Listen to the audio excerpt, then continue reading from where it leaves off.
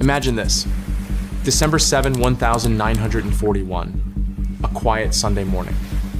The US Pacific Fleet, the largest naval force in the world, sits peacefully in Pearl Harbor. Battleships, cruisers, destroyers, all at a perfect standstill, completely unprepared for what's about to happen. It's the moment of absolute calm before the most devastating storm in the history of the American Navy. But what if we add something unusual to this story? Fast forward to the present day. Deep in the Nevada desert, a secret laboratory. Scientists are working on a stealth project, trying to make an object disappear from radar. Their primary test subject is an F-22 Raptor fighter jet. On this particular day, something goes terribly wrong. Instead of simply becoming invisible, it just vanishes. It evaporates from the year 2025 and reappears in 1941. Right over Pearl Harbor, at the exact moment the first wave of Japanese aircraft is on its final approach. The pilot, realizing he's just landed himself inside a history book, makes the only possible decision to act. The Japanese are on their way, 183 aircraft, including the slow but deadly Nakajima B-5N, Kate torpedo bombers, HE-D-3A Val dive bombers, and of course, the famous Mitsubishi A-6M Zero fighters, are ready to deliver a fatal blow. And then the F-22 appears. It's not just a fighter jet, it's a sniper. It climbs to an altitude of 18 kilometers, a place the Japanese can't even dream of flying to. Its supercruise speed, supersonic flight without afterburners is 1.7 Mach, about 1,800 kilometers per hour. Achieved with two powerful Pratt Whitney Phone 119 PW100 turbofan engines with thrust vectoring nozzles. Using its AN, APG-77 active electronically scanned array, it sees everything. This radar, operating in a low probability of intercept, LPI mode, allows it to sweep the sky completely undetected. Every Japanese aircraft is just a dot on its display. Their wooden and fabric bodies, outdated engines, and primitive radios leave them no chance at all. Its weapon of choice is the AIM-120D AMRAAM missile, which can hit targets up to 160 kilometers away. These missiles are equipped with an inertial navigation system, GPS correction, and an active radar seeker for the final approach. Its internal weapons bay also holds AIM-9X Sidewinder short-range missiles, which have a high off-bore sight capability and a matrix infrared seeker, allowing them to acquire a target at any angle. For the Japanese pilots, this isn't a fight, it's magic. Their planes, armed with a pair of 20mm cannons and 7.7mm machine guns, explode in midair before they can even comprehend what hit them. But here's the main twist. At the same time, on the other side of the planet, in Kazakhstan, Russian scientists are running their own experiment. They're trying to replicate the American success, and of course, they also fail. Their Su-57, the most advanced fighter jet, vanishes in the exact same way. Where does it end up? Right in the skies over Pearl Harbor, behind the Japanese fighters. The Su-57 pilot chooses a different tactic. If the F-22 is a sniper, the Su-57 is a gladiator. It doesn't fire from a distance.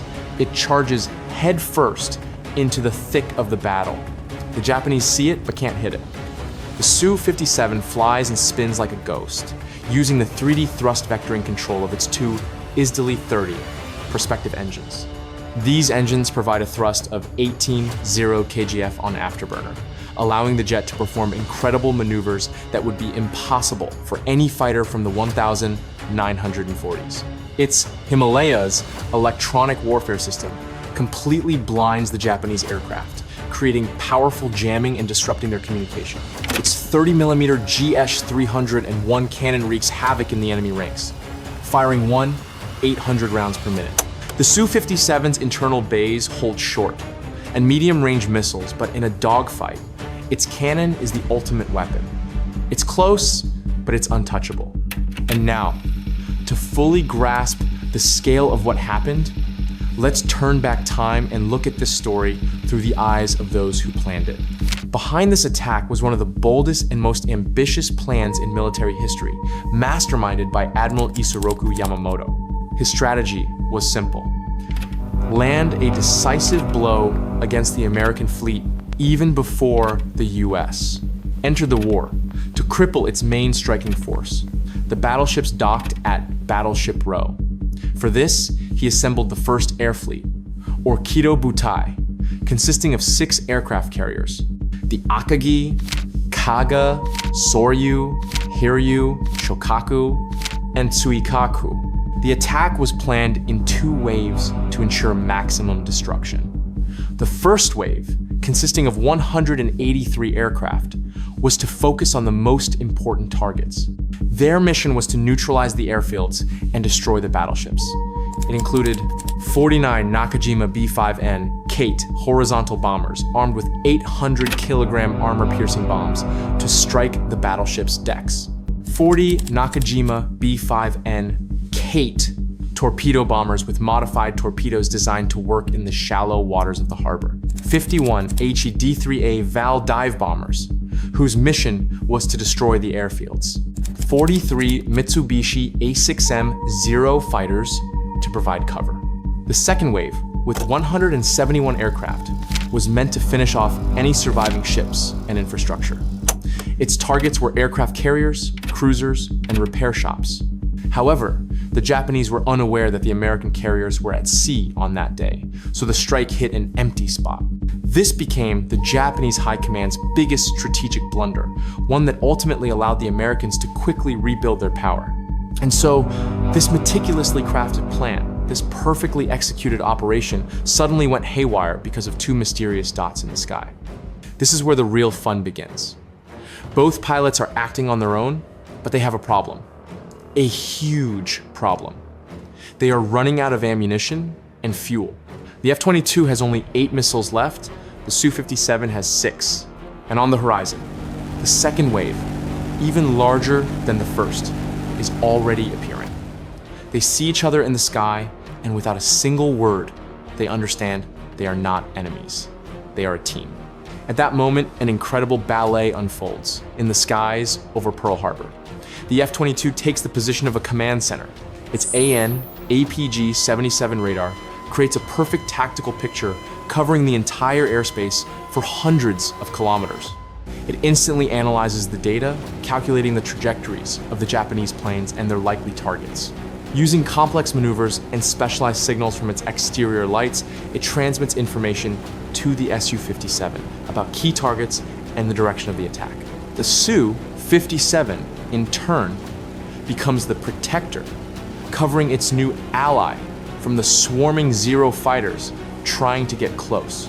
Its N-36 Belka AESA radar with lateral N-36 BR radars scans the space, detecting targets even in the most challenging conditions, and helps it coordinate actions in close combat.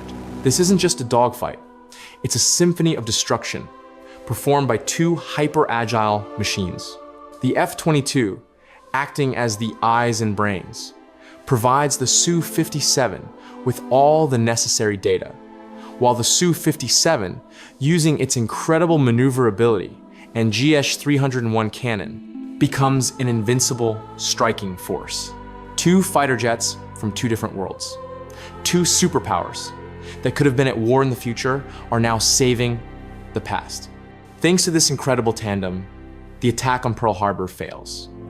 The Japanese lose more than 60 aircraft in retreat, never understanding what hit them. As a result, thousands of lives are saved, and the course of history is changed forever.